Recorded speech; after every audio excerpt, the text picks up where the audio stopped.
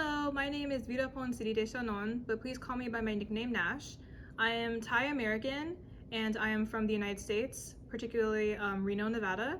I am 24 years old and I graduated from the University of Nevada, Reno for my undergraduate. I'm currently studying at Kanazawa University as a master's student of law, and I'm studying in women's rights in Japanese law currently, and I hope to research a lot about rights for women and maybe come up with a solution for the future. And yeah. So the biggest cultural difference in my opinion between the United States and Japan would definitely be the communication. So in Japan, I think it's very subtle, and in America, I think it's very harsh, very, not so harsh, but like blunt. Like we're very hard with our words. We're very not afraid to what to say, but Japanese people are very like afraid of hurting the other person's feelings, so they tend to not say everything, which I feel like is a good thing, but I feel like the main difference is in communication.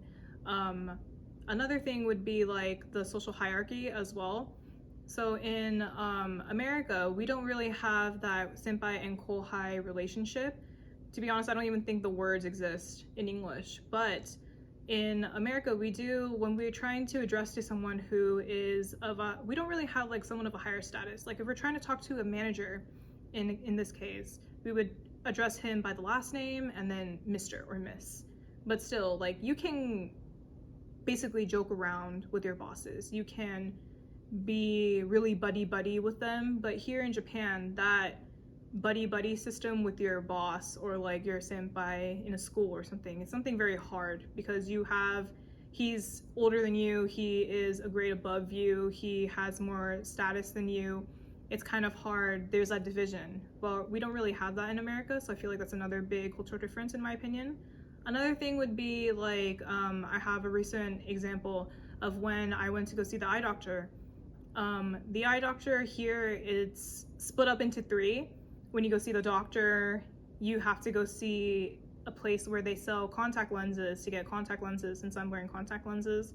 If you want to make a pair of glasses, you have to go to a glasses store, and they're all different places. They're not just one place. In where I'm from in Nevada, the eye doctor, it's all in one. You can make glasses, contact lenses, and see the doctor all at one time.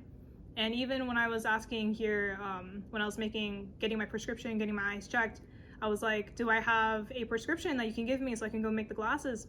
They were like, oh no, you don't need to do that. Just go to the glasses store and they'll measure your eyes there. And I was like, what? That was so very foreign to me.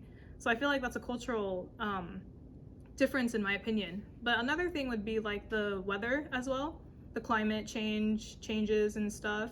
Because America and Japan, where I'm from in America, it's very dry. Here it's very humid, so I feel like that's a very something hard for me to adjust as well. But yeah, there's a lot of differences between America and Japan. So how did I know about Noka?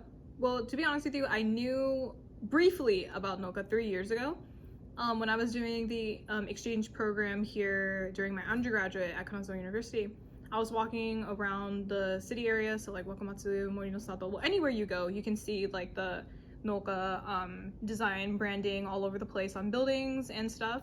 And I had a brief like understanding of what Noka was, but I didn't really know what it truly was. I didn't really know that it was like a real estate. But after hearing from other people, like my friend groups and stuff, that I knew that this was a real estate company.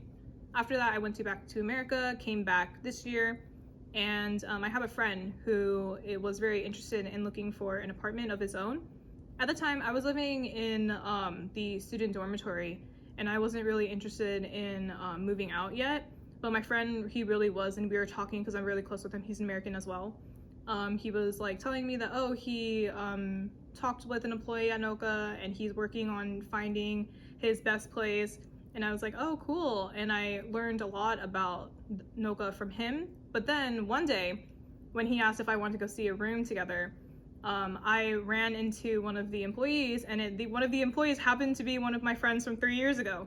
So it was a very coincidental moment, but it was very funny. So I got to learn more about what Noka real estate is, and of course now I live in a Noka apartment as well. So it's very small world. Everything was connected.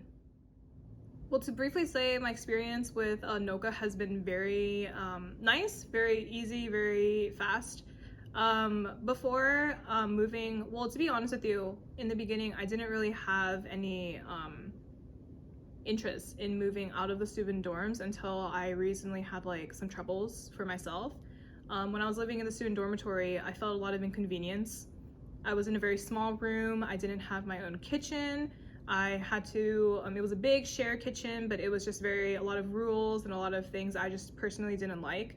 The rooms are very small and the walls are very thin as well. So even when I was calling my parents, because I'm from America, so when I'm talking with my parents, it has to be like either very early in the morning or very late at night. So like people are either sleeping during those times, and even if I'm a very loud person, so even just like talking like right now, it was an inconvenience to other people around me, and I would get noise complaints for just talking to my parents, and I just found that very stressful and very inconvenient. So I decided to look for my own apartment that suited my needs. And when I was contacting the person who was working with Noka, who just happened to be my friend, he did everything very nicely and orderly. He sorted out everything, asked me questions like what was I looking for, what kind of prices, my budget, where do I want to stay, what am I interested in, like close to university or not, or something like that. I feel like everything was very well organized, very very nice and fast. I was able to find a place in less than a month, and he was able to help me understand the rules and everything like that as well. So my experience has been very nice. So what has been the best thing for choosing Noka? Well, to be honest with you, there are a lot of things that I think are like great things of Noka. But to me, I feel like one of the best things are definitely being able to, in Noka, I feel like there's a lot of foreigner-friendly options.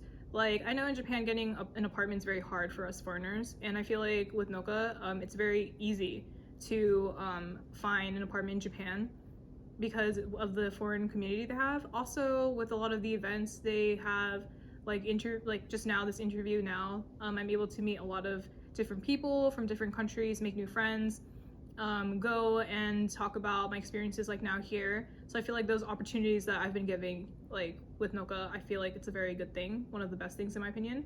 The second thing would definitely be the Mamex card. Being able to use the free bus, or even like if I don't want to go to the university and use my research room, I can just use one of the Noka rooms for my own, like that is close to the neighborhood for free and stuff. And then of course the cafe to get cheap food or something like that during lunch or breakfast. I feel like there's just a lot of good things and perks of being a Noka customer. So my advice to people who are planning to live and move to Japan, I feel like having an open mind is something very important here. Like, you're coming to a new country, meeting new people who are not from the same cultural background, who speak the same language. I feel like it's important to have an open mind so you're able to learn from them. And of course, like, there's gonna be a lot of struggles along the way, but having an open mind, like saying to yourself that you can do it, like not giving up, always believing, and like accepting like all the differences around you and learning from them. I feel like you'll have a much more easier time adapting to life in a different country, like especially in Japan. There's so many like cultural stuff here, so much different than like any other countries. So I feel like if you keep your mind open and you're willing to accept things and learn and speak to many people, do your best, I feel like you'll have an awesome time here in Japan.